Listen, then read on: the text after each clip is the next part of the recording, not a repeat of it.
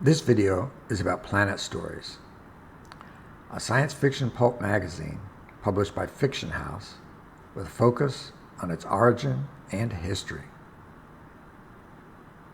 To show you what Planet Stories was all about, a chronological series of all 71 painted covers from 1939 to 1955 are presented. It featured interplanetary adventures, both in space and on other planets. Pulp magazines were the successors to the Penny Dreadfuls, dime novels, and short story magazines of the 1800s.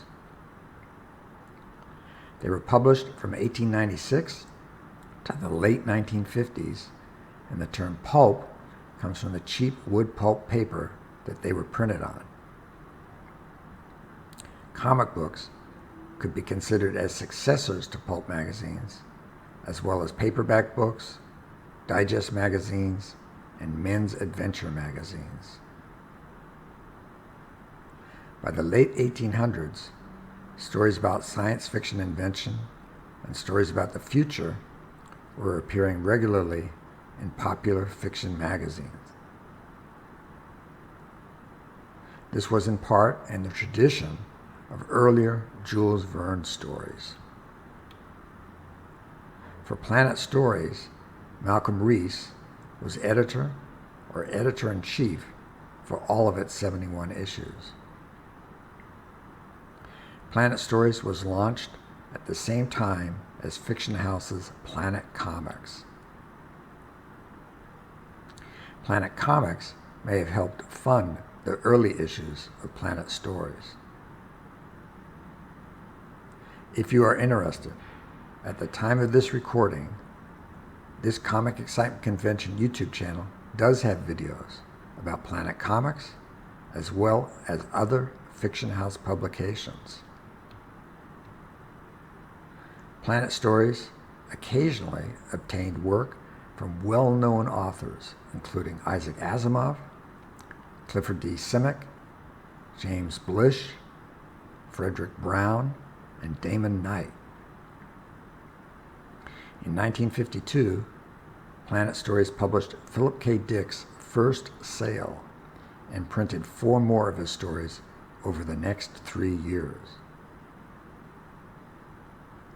The 2 writers most identified with Planet Stories are Lee Brackett and Ray Bradbury, both of whom set many of their stories on a romanticized version of Mars, much as Edgar Rice Burroughs, the creator of Tarzan, did with his character, John Carter of Mars.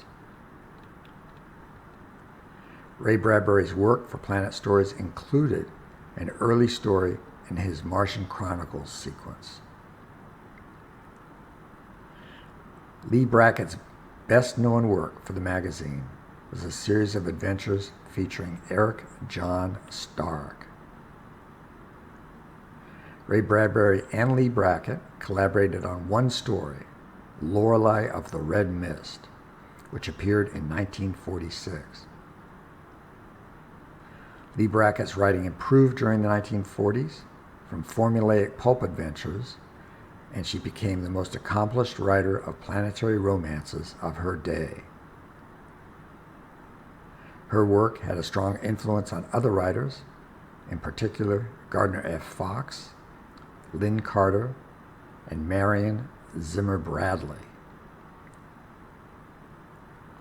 The cover art featured great-looking people involved in fantastic science fiction adventures. The cover art was often by Alan Anderson during the early years, and later Kelly Frias became a frequent cover artist. There was also interior artwork, much of it contributed by Haynes Bach. One of the best artists to work on Planet Stories was Alexander Leidenfrost, whose interior artwork may have been better than his covers. The letter column was titled The Visigraph, and it printed letters from fans and professionals and fans who later went on to become professionals. Did you see any covers that you think would make for a good TV show or movie?